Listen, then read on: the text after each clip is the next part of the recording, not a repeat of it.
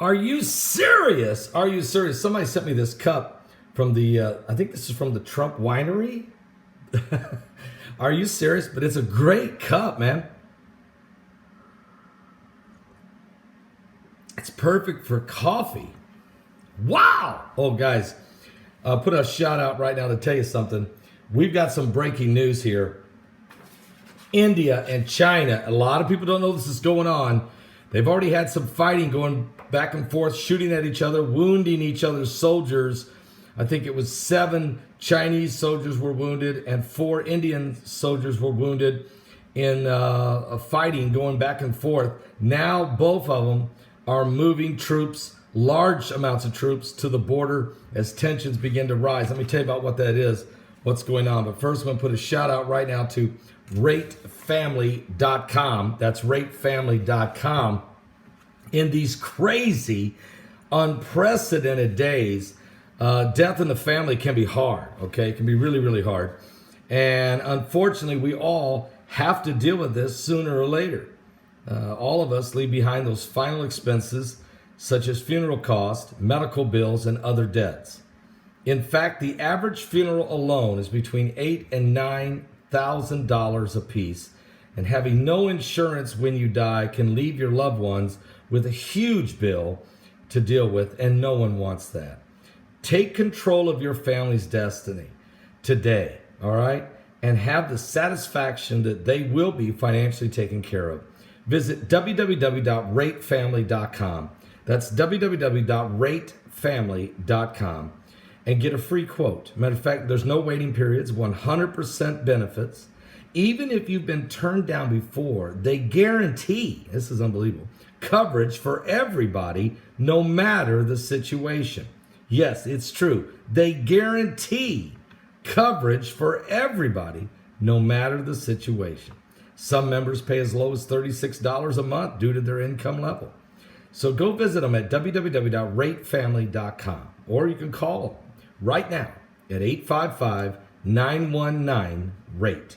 That's 855-919-RATE, and you'll be glad you did. All right. Well, guys, here's what's going on with the tensions building between China. I'm in the production room right now with Brock. We're actually been working here to try to put together today's broadcast. It's going to start at 12 noon Eastern. Power-packed broadcast full of all kinds of different breaking news information. And this one's big. But India has moved additional troops along its northern border as it prepares for an extended conflict with its neighbor China. After several rounds of talks that has completely failed to ease the tensions between these two nuclear arch rivals. So let me tell you what else is going on. The other report we have, China has already placed about 5,000 soldiers and armored vehicles within the side of the disputed border in the region there. Matter of fact, Indian government officials said, and they're asking not to be identified, citing the rules that India is adding similar number of troops as well as artillery and guns along with the border to fend off the continuing incursion, and that's really what it is, by Chinese army. Now the standoff began, you guys remember, I covered it on May 5th when troops clashed on the banks of the river, a glacial lake called Pangong So, at 14,000 feet in the Tibetan Plateau, there in the Himalaya Mountains, leaving scores of soldiers on both sides injured. And since then, there's been a steady buildup of troops by both sides as they continue to face off at each other. India and China are both on high alert over the rising border tensions. And diplomats in New Delhi, India, and Beijing have begun talks after negotiations between India and Chinese military officials on May 22nd and 23rd brought no results. The officials say that China's move to step up the incursion at 2 different locations now along the 3,488 kilometer border a deviation from its earlier attempts to gain territory after the two nations fought back in 1962, according to officials. Now, U.S. President Donald J. Trump, the commander-in-chief that stands behind the presidential seal on the podium and the presidential flag behind him in the background, has tweeted out today that he had offered to mediate between the two. There was no immediate response by either India or China. Beijing was committed to safeguarding peace and stability in the border areas, but Foreign Ministry spokesman Xiao Lezhong said in a regular briefing to the media today, noting that the two countries had good border-related mechanisms and communication channels. We've been following the important consensus reached by the two leaders and strictly observing the agreements between the two countries, Zhao said. We are capable of resolving these related issues properly through dialogue and consultation. Yet Prime Minister Modi of India yesterday discussed the standoff with the National Security Advisor Doval and his Chief Defense Staff General Ratwat and chiefs of 3 armed services. The meeting entered and was centered around options available to India, excuse me, and it was decided to go to the diplomatic route while maintaining a very tough military posture at the border.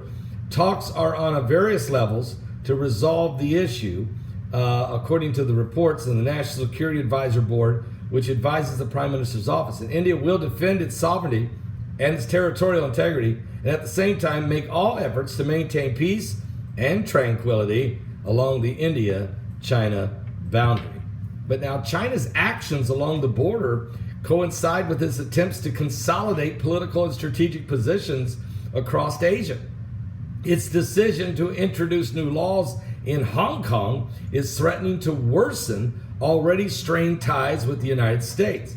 It has raised tensions in South China Sea, and there in China, by disrupting the efforts of Vietnam, the Philippines, Malaysia, as they seek to exploit the oil, the gas, and the fishing resources off the shores of Vietnam, Philippines, and Malaysia. So China's constantly, let's be honest, China's just trying to bully everybody. They do it to Vietnam, Philippines, Malaysia. They do it to Taiwan. They're trying to muscle their way around with India. And a lot of people think maybe they were involved in the releasing of the virus that has plagued the world and crippled the economy of Europe and the United States. So we're going to watch this closely, but the world's second largest economy, China, has been facing criticism from the United States and Europe and Australia for its handling of this coronavirus pandemic that was first reported where? In Wuhan, China, known as the Wu flu by some in the administration, and called the China flu by President Trump, and called the Wuhan China flu by Secretary of State Mike Pompeo. China, in turn, has accused the United States of pushing the world into a new Cold War. Current tension, all Trump has done is stood up against the New World Order and the globalization that goes on, the globalists that are obviously now that the globalists of Europe had locked arms with the Chinese, and some of the swamp has also locked arms, including the World Health Organization and others. And we'll talk about that more during our live broadcast today. This is a big deal, guys. This is a big deal. So stay tuned. Don't miss it. I'll be live at 12 noon Eastern. We'll get you up to speed and everything. And don't forget, Russia and Turkey are staring each other down over who's going to control Libya and that oil. Okay, we got reports now that it's been coming out by Breaking Israeli News and others that the Russians have sent in the little green men to help fight against Turkey and their proxies against General Haftar. So the Russians are helping Haftar with little green men fighting against the Turkish and the Turkish proxies that are trying to tear things up there. So I'll see you at 12 noon Eastern. Give your life to Jesus Christ. Are you serious?